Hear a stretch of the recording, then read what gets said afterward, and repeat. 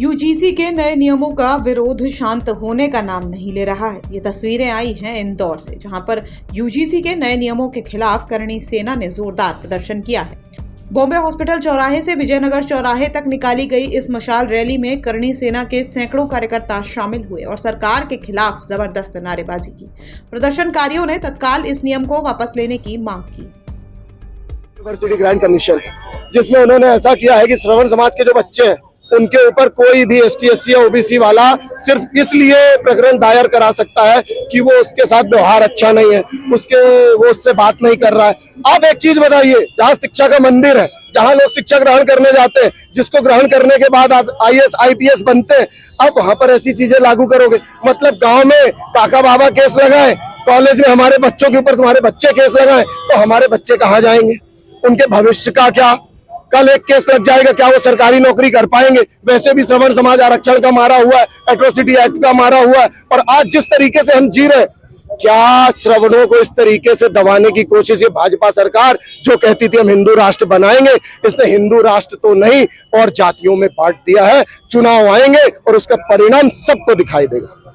जी, जानकारी लगी थी इसमें कोर्ट रोक लगा दी थी। देखिए, कोर्ट ने भी रोक लगाया है, रोक नहीं लगाया, तारीख लगी है 19 मार्च की। 19 मार्च, जब तक इसमें प्रॉपर फैसला नहीं आता, सड़कों पे ये प्रदर्शन निरंतर जारी रहेगा।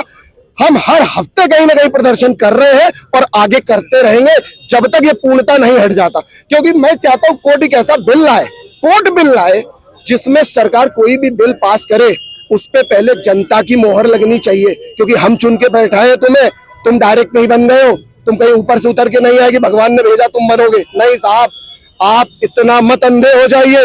ये जनता है जो आपके साथ खड़ी है, उस जनता का विश्वास खराब मत करिए। और जो आप 10-5% की बात करते हैं, तो हम चुनाव में भी 60% की भागीदारी निभाएंगे। ये चुनाव का परिणाम बताएगा साहब। इस प्रदर्शन में महिलाओं ने भी बढ़ चढ़कर हिस्सा लिया और सीधे सीधे केंद्र सरकार पर सवर्ण समाज को परेशान करने का आरोप लगाया। प्रदर्शनकारियों ने सवाल किया कि आखिर सवर्ण समाज ने किसका नुकसान किया है जिसकी वजह से उन्हें परेशान किया जा रहा है। हर एक ही तरीके से बच्चे पालती है, चाहे ओबीसी हो, चाहे एसटी हो, चाहे स्वर्ण हो। हर माता संकट में कि हमारा बच्चा स्कूल जा रहा है तो क्या पता कब कौन क्या केस लगा देगा। तो भाई मोदी जी अच्छे व्यक्ति थे, हम लोग चुन के लाए उनको। ऐसी बात नहीं कि मोदी जी खराब व्यक्ति अच्छे, लेकिन वो ऐसा क्यों कर रहे हैं हमको आज भी समझ में नहीं आ रहा। अभी हम आरक्षण से उभरे नहीं है और यूजीसी लगा दिया है, और यूजीसी लगाने के बाद हम मोदी जी के सामने बात रखने जाने वाले थे अजमेर में, तो उनको अरेस्ट कर दिया, मकवाना जी को। ऐसा क्यों कर रहे हैं हमको समझ नहीं आ रहा है। हमें जवाब दे, या फिर हमारे किसी भी पदाधिकारियों को बुला के उनसे बिठा के बात के कि भाई आपके मन में क्या है। जब तक आप बात नहीं करेंगे, तब तक बताएंगे नहीं, तब तक हम समझ नहीं पाएंगे ना कि हमारे साथ ऐसा क्यों रहा। हर बार स्वर्ण समाज ही क्यों इनके निशाने पे रहता है। स्वर्ण समाजों ने किया क्या है ये बताइए आप। राजपूतों ने अपने किले दे दिए, राजे रजवाड़े दे दिए, उनसे भी आप पैसा लेते हैं किलो से, सब तो दे दिया है। अगर वो नहीं होते तो आज क्या बैठे होते आप। राजपूतों ने हर बार लड़ाई लड़ी और 36 कौम के लिए लड़ाई लड़ी है, ऐसा नहीं कि उन्होंने अपने लिए लड़ी।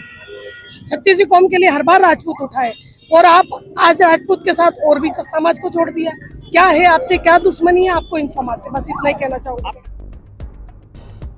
आपको बता दें कि पिछले दिनों सुप्रीम कोर्ट ने एक जनहित याचिका पर सुनवाई के दौरान विश्वविद्यालय अनुदान आयोग की ओर से लाए गए समता विनियम 2026 पर रोक लगा दी थी।